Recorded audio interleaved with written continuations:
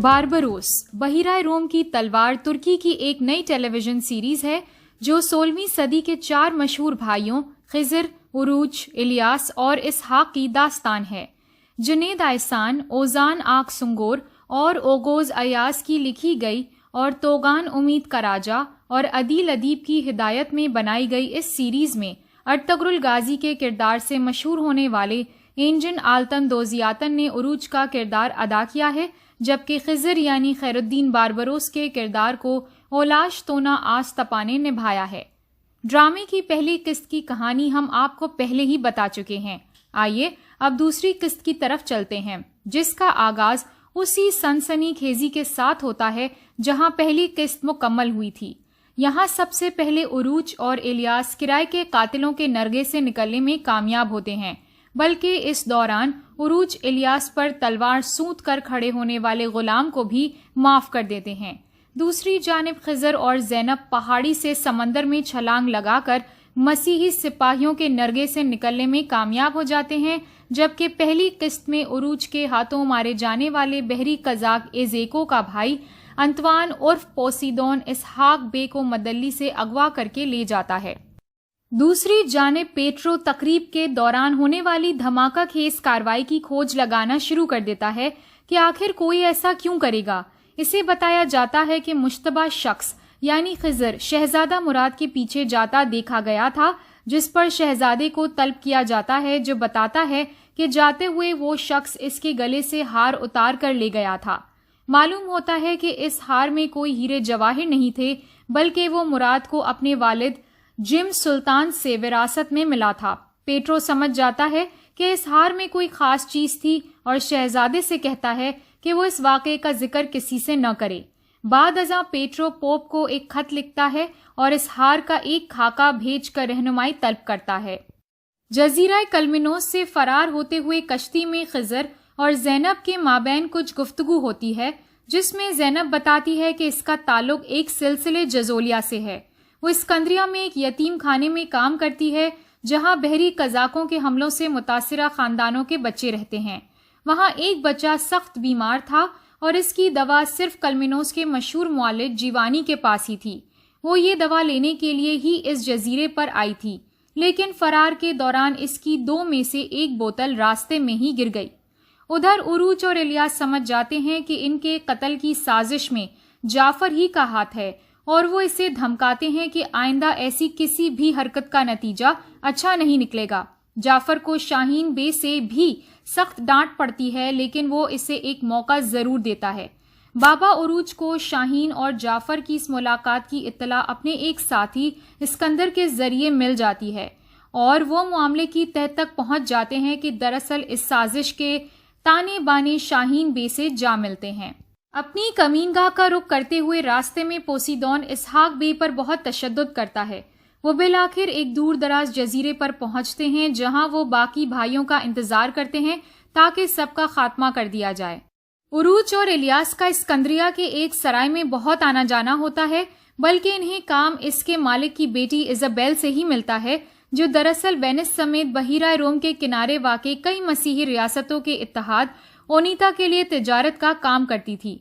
एक रोज इजाबेल के सराय में ही उरूज और इलियास को खबर मिलती है कि पोसीदोन ने मदल्ली में इनके भाई इसहाक बे के घर पर हमला करके इनकी भाभी और भतीजों को कत्ल कर दिया है, जबकि इसहाक बे लापता है। ये रूह फरसा खबर सुनने के बाद वो अपने बड़े भाई की तलाश में निकलते हैं और इस मुहिम के लिए इजाबेल ओनीता का जहाज उनके हवाले कर देती है, जिसके बाद अज़ां इसे अपने वालिद से बहुत डांट भी सुनना पड़ती है।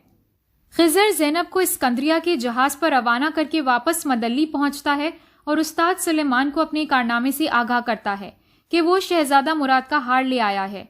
उस्ताद ये हार अपने पास रखने के बजाय कहते हैं कि खिज़र ही ये हार अपने पास रखने के ज्यादा हकदार हैं। मुलाकात के बाद जब खिज़र घर पहुंचता है तो इसे दरवाजे पर लगा पोसीदोन का पैगाम मिलता है, भाई के बदले भाई, और घर में अपनी भाभी और भतीजों की लाश मिलती है। कलमिनोस में जीवानी पेट्रो की कुछ गुफ्तगू सुन लेता है और इसे ज़ैनब के हवाले से खतरा लाहक हो जाता है। वो इसके हक में गिरगिरा कर दुआ मांगता है, लेकिन इसे अंदाजा नहीं होता कि पहले आजमाइश खुद इसी की होगी। پیٹرو کے سپاہیوں کو زینب اور خضر کی جائے فرار سے وہی بوتل ملتی ہے جو فرار ہوتے ہوئے زینب کے سامان سے گر گئی تھی۔ وہ دیکھتے ہی سمجھ جاتے ہیں کہ یہ جیوانی کے دواخانے کی ہے۔ سپاہی جیوانی کو پکڑ لیتے ہیں اور اسے بدترین تشدد کا نشانہ بناتے ہیں، جبکہ اسکندریہ میں زینب اس پورے معاملے سے بے خبر ہے، لیکن اس نے جیوانی کی دوا سے بچے کا علاج کامیابی سے کر لیا ہے۔ خضر اپنے پیاروں کی تدفین کے بعد استاد سلیمان اور اپنے ساتھی نیکو کی مدد سے پوسیدون کے ٹھکانے کا پتہ چلانے کی کوشش کرتا ہے۔ خضر کے ساتھ اس مہم پر نیکو بھی ہوتا ہے۔ ادھر عروج اور الیاس بھی پوسیدون سے ٹکرانے کے منصوبے بناتے ہیں اور اسکندریہ کا حاکم قلیچ بے بھی پوسیدون کے خلاف تلوار اٹھانے کا فیصلہ کرتا ہے۔ اس فیصلے پر شاہین کے ماتھے پر بل پڑتے نظر آتے ہیں تو قلیچ بے سب کے سامنے اسے تھپڑ مار دیتا ہے۔ شاہین آگ بگولا ہو کر نکل جاتا ہے، جبکہ عروج اپنے ساتھیوں کے ہمراہ بھائی کی تلاش کی مہم پر روانہ ہو جاتا ہے۔ ایک طرف خضر سفر کے دوران نیکو کو اپنے بچپن کا واقعہ سناتا ہے کہ کس طرح ایک روز وہ بارش کے دوران پہاڑوں میں پھنس گئے تھے اور اسحاق آغا ان کی مدد کے لیے آئے تھے، جبکہ عروج اور الیاس بھی اسی واقعے کو یاد کرتے دکھائی دیتے ہیں کہ جس میں نوجوان اسحاق آغا انہیں کہتے ہیں، بھائی کبھی بھائی کو تنہا نہیں چھوڑتا۔ پیٹرو مقدس راز کی تلاش میں ایک مسلمان کا روپ دھار کر ایوب نامی ایک شخص کے پاس پہنچتا ہے۔ وہ ایوب کے بیٹے حمزہ کو تلوار کی نوک پر رکھ کر اس سے کتاب کی بابت پوچھتا ہے۔ بیٹے کو موت کی دہلیز پر دیکھ کر ایوب بتا دیتا ہے کہ وہ کتاب سلیمان کے پاس ہے۔ ابھی پیٹرو معلوم ہی نہیں کر پاتا کہ کس سلیمان کا ذکر ہو رہا ہے۔ اس کی توجہ بھٹکتے ہوئے دیکھ کر حمزہ بھاگ نکلتا ہے۔ پھر ایوب اور پیٹرو میں لڑائی ہوتی ہے، جس میں بے بس ہو جانے کے بعد ایوب جان بوجھ کر تلوار کی زد میں آ کر اپنی زندگی کا خاتمہ کر دیتا ہے اور یوں راز راز ہی رہتا ہے۔ حمزہ وہاں سے بھاگ نکلتا ہے اور بازار میں بھاگتے ہوئے ایک درویش سے ٹکرا جاتا ہے۔ پوچھ گچھ کے دوران حمزہ بے ہوش ہو جاتا ہے اور درویش اسے زینب کے پاس لے آتا ہے۔ اس سے پتہ چلتا ہے کہ یہ پورا واقعہ اسکندریہ ہی میں پیش آیا۔ کچھ دیر بعد پیٹرو کو ایزابیل کے سرائے میں ہی قیام کرتے ہوئے دکھایا جاتا ہے، جہاں اسے بتایا جاتا ہے کہ وہ جس لڑکی کی تلاش میں ہے، یعنی زینب، وہ اسی شہر کے ایک یتیم خانے میں کام کرتی ہے۔